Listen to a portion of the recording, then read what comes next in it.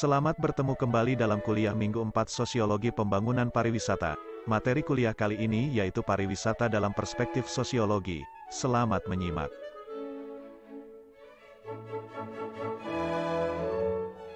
Tinjauan pariwisata secara sosiologis, Cohen, 1984, memberikan beberapa pendekatan sosiologis dalam memandang pariwisata sebagai berikut. 1. Pariwisata sebagai komersialisasi hospitality atau keramah tamahan. Pariwisata dipandang sebagai proses komersialisasi hubungan wisatawan dengan masyarakat tuan rumah, lokal, di mana wisatawan diberi peran dan status sementara dalam masyarakat yang mereka kunjungi. Pariwisata demikian dipandang sebagai bentuk keramah tamahan yang dikomersilkan dan akhirnya terindustrialisasi. Pendekatan ini bermanfaat dalam mempelajari evolusi dan dinamika hubungan antara wisatawan dengan penduduk setempat dan dalam menganalisis konflik peran dalam hubungan wisatawan dengan masyarakat tuan rumah.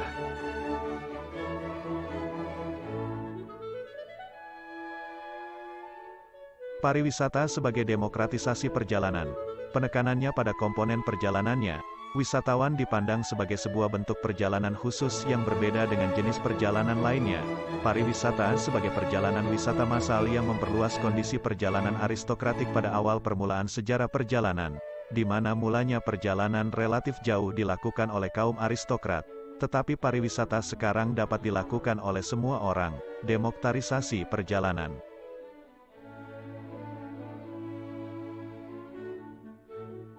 Tiga, pariwisata sebagai kegiatan rekreasi modern. Pariwisata dilihat sebagai jenis rekreasi wisatawan sebagai orang yang melakukan rekreasi pada waktu luang sekaligus sedang melakukan perjalanan. Kegiatan pariwisata dipandang sebagai perjalanan di saat waktu luang sebagai aktivitas saat bebas dari kewajiban. Walaupun pandangan ini belum memasukkan signifikansi aspek budaya yang lebih mendalam dari kegiatan rekreasi bersangkutan. Kegiatan berwisata dipandang sebagai kegiatan melepaskan diri sejenak dari suasana keterasingan, kejenuhan, kepalsuan yang menjadi rutinitas sehari-hari ke destinasi yang menawarkan otentisitas sehingga mengembalikan keseimbangan kehidupan wisatawan seperti semula.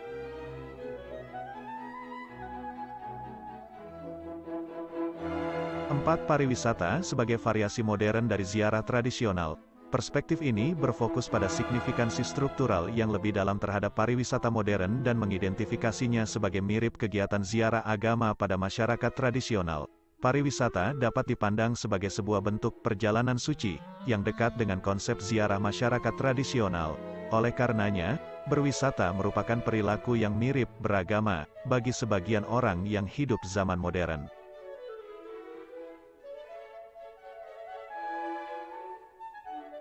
5. Pariwisata sebagai ekspresi budaya. Penekanannya di sini adalah pariwisata sebagai salah satu kegiatan atau aktivitas budaya. Menurut pandangan ini, pariwisata haruslah didekati secara emik di mana pariwisata sebagai konsep analitik. Pariwisata dipandang dari makna simbolis kulturalnya, yang berdasarkan pada pandangan para wisatawan itu sendiri. Hal ini mendorong studi komparatif mengenai perbedaan dan spesifikasi tertentu pariwisata dari perspektif budaya. Mengingat setiap perjalanan wisata adalah sebuah proses budaya yang khas yang bisa diperbandingkan dan antara satu dengan yang lainnya, mungkin saja perjalanan wisatanya ke tempat yang sama tetapi pemaknaan aspek budayanya satu wisatawan dengan wisatawan lainnya akan berbeda.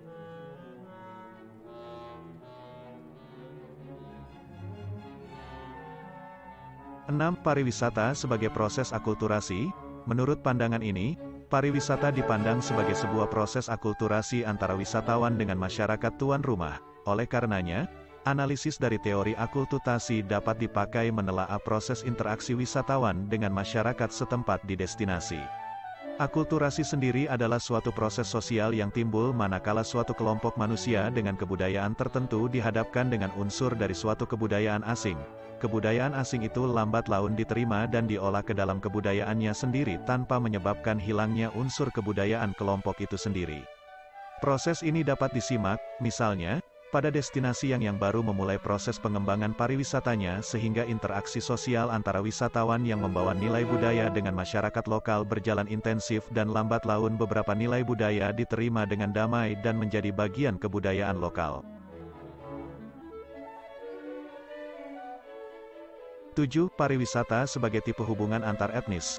Menurut pandangan ini, maka pariwisata tidak hanya dipandang sebagai hubungan antara wisatawan dengan tuan masyarakat tuan rumah, tapi lebih luas sebagai hubungan antara etnis satu dengan yang lainnya.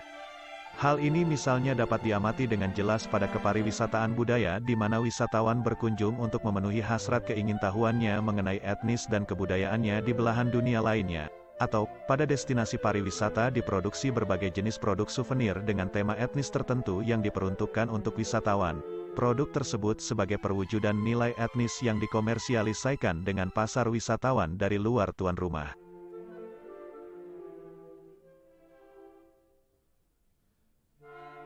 8. Pariwisata sebagai bentuk neokolonialisme, fokusnya adalah pada peran pariwisata dalam menciptakan ketergantungan antara negara-negara penghasil wisatawan metropolitan dengan negara-negara penerima wisatawan periphery yang mereplikasi hubungan kolonial atau imperialisme negara maju dengan negara-negara berkembang. Dalam konteks ini, negara asal wisatawan dipandang lebih dominan dibandingkan dengan negara tujuan wisatawan. Hubungan ini dianggap sebagai manifestasi kolonialisme atau imperialisme yang menghasilkan keterbelakangan pada masyarakat tuan rumah. Misalnya, adanya investasi besar-besaran di negara tujuan wisata oleh negara maju menyebabkan hasil ekonomi dari industri pariwisata akan lari ke negara luar yang menjadi kebocoran ekonomi.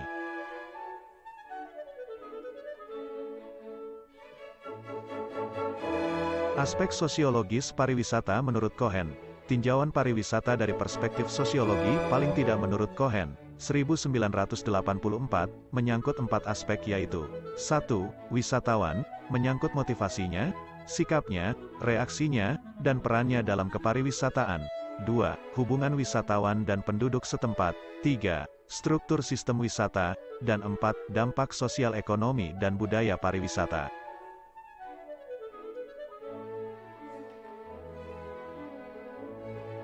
1. Aspek wisatawan. Wisatawan biasanya didefinisikan agak bervariasi sesuai dengan tujuan penggunaannya. Berbagai definisi secara lebih mendalam misalnya dapat disimak dalam buku pengantar ilmu pariwisata, Pitana dan Diarta, 2009. Secara sosiologis, wisatawan dipandang sebagai agen dalam interaksi sosial dengan masyarakat tuan rumah sehingga wisatawan dapat dianalisis dari berbagai pendekatan menyangkut karakteristiknya, motivasinya, sikapnya, reaksinya, tujuan perjalanan, lama perjalanan, perilakunya, kegiatan yang dilakukannya, tingkat pendapatannya, loyalitasnya terhadap destinasi, motif budayanya, kejutan budaya di destinasi, proses pengambilan keputusan, dan seterusnya.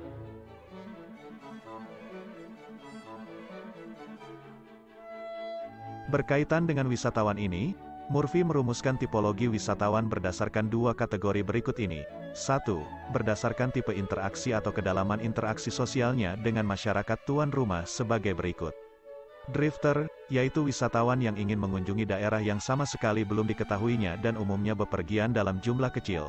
Explorer, yaitu wisatawan yang melakukan perjalanan dengan mengatur perjalanannya sendiri, dan tidak mengikuti jalur wisata yang sudah umum dikenal tetapi mencari hal yang tidak umum sehingga menerima kondisi fasilitas dan standar lokal tetapi interaksinya dengan masyarakat lokal masih cukup tinggi. Individual mass tourist, yaitu wisatawan yang bepergian dengan menggunakan agen perjalanannya untuk membantunya dalam mengatur perjalanan dan kegiatan wisatanya di destinasi tujuannya yang umumnya sudah terkenal sebagai tujuan wisata secara umum. Organized mass tourist, yaitu wisatawan yang hanya mau melakukan perjalanan wisata ke destinasi wisata yang sudah dikenalnya. Mereka umumnya bepergian dengan diatur oleh agen perjalanan dengan mengharapkan fasilitas yang minimal mirip dengan apa yang sudah dikenalnya di negara asalnya.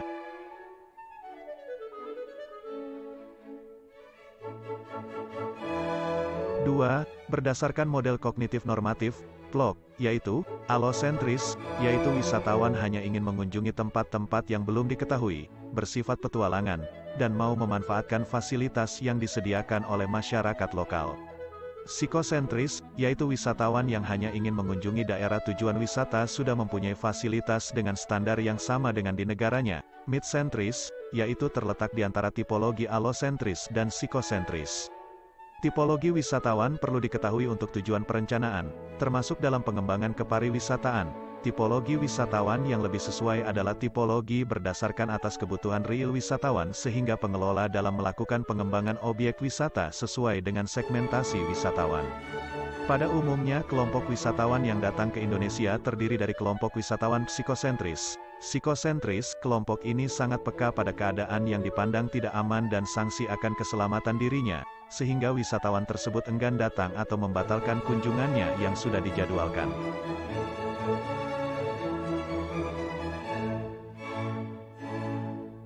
Aspek hubungan wisatawan dengan masyarakat lokal. Kajian berikutnya yang menjadi kajian pariwisata dari perspektif sosiologi adalah hubungan wisatawan dengan masyarakat lokal tuan rumah. Beberapa studi misalnya menyoroti hubungan wisatawan dengan masyarakat lokal dari sifat dan dinamika hubungan tersebut. Paling tidak terdapat 3 topik yang umum menjadi kajian dalam perspektif ini, yaitu A. Persepsi masyarakat lokal atau sebaliknya persepsi dari wisatawan. B. Interaksi sosial yang terjadi antara wisatawan dengan masyarakat lokal dengan segala konsekuensinya, dan C. Perilaku wisatawan maupun masyarakat akibat adanya interaksi sosial.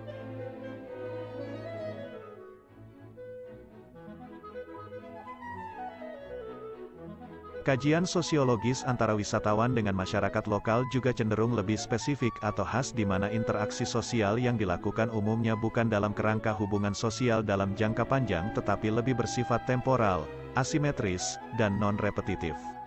Temporal karena interaksi sosial secara langsung hanya terjadi saat wisatawan ada di destinasi yang melakukan kontak sosial dan komunikasi dengan masyarakat tuan rumah. Asimetris karena adanya perbedaan status antara wisatawan dengan masyarakat lokal baik dari status, bahasa, pendidikan, budaya, pengalaman, kepentingan, dan sebagainya. Sedangkan non-repetitif karena umumnya wisatawan walaupun berkunjung kembali ke destinasi yang sama maka belum tentu melakukan interaksi sosial dengan orang yang sama sehingga konteks interaksi sosialnya juga akan berubah.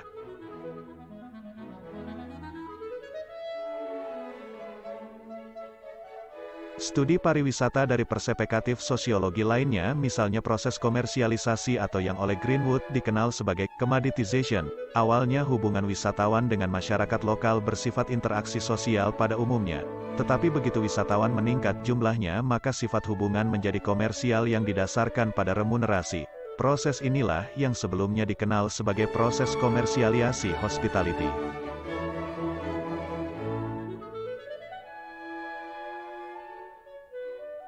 Pitana, 2005, merangkum beberapa tipe hubungan antara wisatawan dengan masyarakat lokal sebagai berikut. 1. Hubungan yang terbangun bersifat sementara, tidak mendalam, dan tidak berulang. Akibat dari hubungan ini adalah para pihak yang saling berinteraksi sosial tidak akan memikirkan konsekuensi hubungannya tersebut di masa yang akan datang. Oleh karenanya, banyak terjadi ketidakpercayaan, bahkan saling membohongi dan menipu baik oleh wisatawan maupun oleh masyarakat lokal. 2. Hubungan yang bersifat parsial dan artifisial. Dalam hubungan wisatawan dan masyarakat lokal tipe ini umumnya terjadi pada lokasi di mana daya tarik wisata, fasilitas pariwisata, jalur wisata dan sarana pendukung pariwisata lainnya tersedia dan dikunjungi oleh wisatawan. Realitas di destinasi adalah tidak meratanya sebaran daya tarik wisata di seluruh pelosok destinasi sehingga sebenarnya interaksinya terjadi secara parsial tidak menyeluruh. 3. Hubungan interaksi sosial yang bersifat komersial. Dalam konteks ini, terutama pada jenis wisata massal, maka interaksi wisatawan dengan masyarakat lokal terjadi dalam konteks pelayanan kepada wisatawan. Jarang terjadi peristiwa hubungan secara tradisional tetapi sudah diatur oleh agen perjalanan di tempat tertentu dengan orang tertentu. Alasan utama terjadinya hubungan sosial dalam konteks ini karena alasan ekonomi atau pekerjaan bukan karena terjadi hubungan secara tradisional. Terjadi pergeseran dari alasan keramah tamahan, kehangatan masyarakat lokal secara tradisional menjadi keramah tamahan artifisial, buatan, dan berlandaskan alasan ekonomi.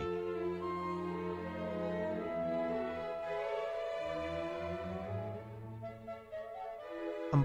Hubungan antara wisatawan dengan masyarakat lokal umumnya terjadi dengan konteks ketidakseimbangan atau ketidaksetaraan.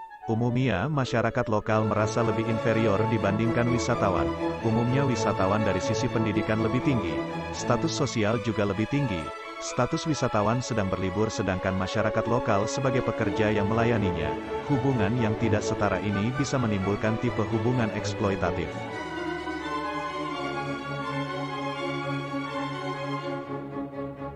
3. Aspek perkembangan dan struktur sistem pariwisata. Pariwisata modern merupakan kompleksitas sistem ekologi, ekonomi, dan politik yang ada bersifat global. Cohen mengandaikan pengembangan pariwisata seperti kecenderungan sentrifugal di mana jika suatu wilayah dikembangkan pariwisata maka akan terus meluas ke wilayah baru. Apakah dalam pola organik, spontan atau dalam bentuk yang direncanakan dan diinduksi melalui pemerintah atau swasta. Menurut Leiper dan Cooper, elemen-elemen dari sebuah sistem pariwisata yang sederhana menyangkut sebuah daerah atau negara asal wisatawan, sebuah daerah atau negara tujuan wisata, dan sebuah tempat transit serta sebuah generator yang membalik proses tersebut. Inti dari kelima elemen tersebut menyangkut 3 hal pokok yaitu elemen wisatawan, 3 elemen geografis, gabungan dari travel generator, transit route, dan tourist destination, dan elemen industri pariwisata. 4. Aspek dampak sosial ekonomi dan budaya pariwisata. Dampak pariwisata sejauh ini merupakan bidang isu yang paling banyak diteliti secara intensif dalam sosiologi pariwisata. Sebagian besar studi dampak fokus pada komunitas tuan rumah atau masyarakat. Sebagian besar penulis telah melakukan penelitian dampak pariwisata terhadap aspek sosial ekonomi dan sosial budaya. Aktivitas dari sistem pariwisata dan komponennya berinteraksi dengan beragam lingkungannya, ekonomi, sosial, budaya, fisik, alam dan bangunan fisik, teknologi, politik, dan sebagainya. Dampak ekonomi bagi destinasi wisata bisa berupa pendapatan dari penukaran mata uang asing, pendapatan berupa pajak, sumber mata pencaharian, penyerapan tenaga kerja, multiplier effect, pemanfaatan fasilitas pariwisata bersama untuk masyarakat lokal, dan sebagainya. Demikianlah kuliah minggu keempat kali ini. Kita akan lanjutkan minggu depan. Terima kasih, tetap sehat dan semangat.